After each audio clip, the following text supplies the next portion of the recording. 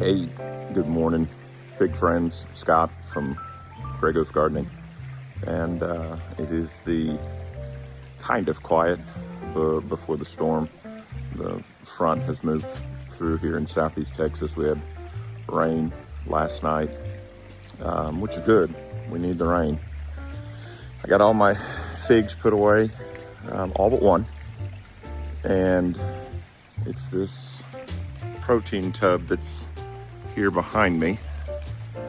I was trying to give it every minute that I could to try to get one fig to ripen before I pulled it off. And let me show you what that fig is.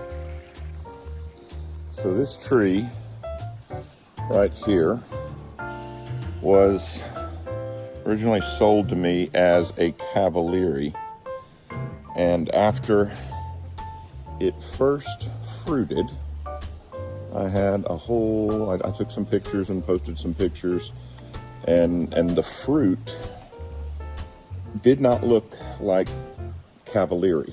And, you know, again, I posted pictures of the fruit online and pictures of the leaves. There are not a lot of good leaves left on here. They're fading fast, right? A lot of three-lobed leaves that you can see here.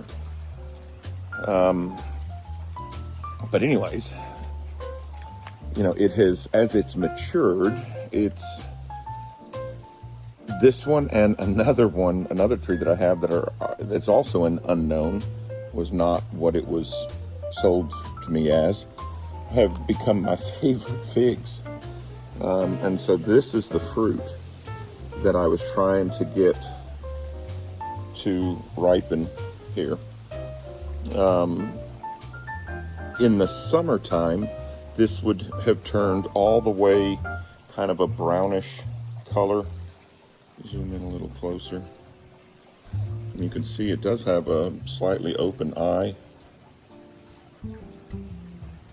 And you can see all the sugar spots that have developed in this fig, which is why I'm going to go ahead and pull it. And here's kind of the picture of the backside. You can see this ribbing that's there, you know. And again, then here is a picture of the leaf, and again, you know, it's got rust on it because it's, well, you know, it's January 24th.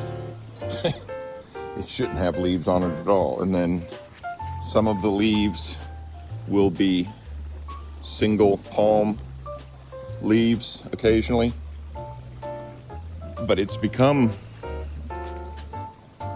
fairly prolific, and it produces these nice large size figs. And in the summertime, oh my God, the flavor is just unbelievable. And like I said, I don't know what this is.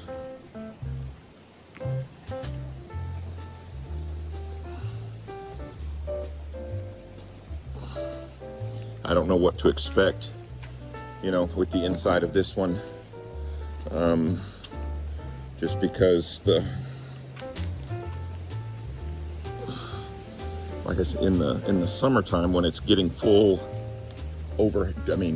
direct overhead, so not low sun like we're getting right now. That low sun right now in the wintertime is coming right here.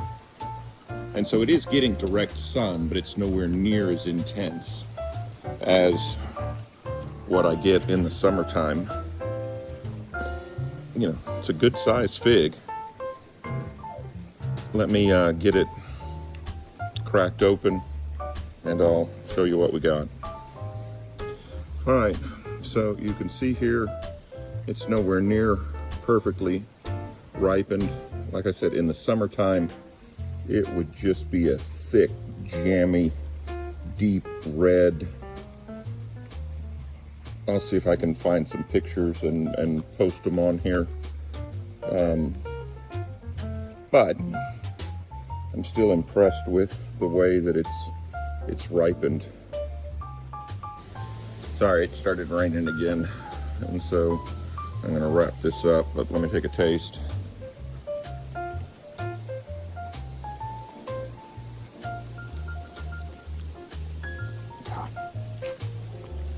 It is still thick and dense, and there's light seed crunch. There is ever so slight of a cherry flavor, which in the summertime is really pretty intense. And it's sweet and thick. Like I said, I mean,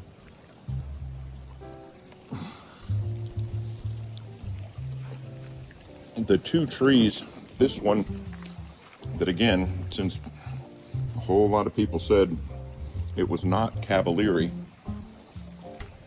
this one and the other tree that I have that I was told was Coldedon Blanc, and it produces a dark fig that is identical to this fig, are, I mean, absolutely my favorite trees. And so, you know, I don't know what to do, but I'm dang sure gonna enjoy them every chance I get.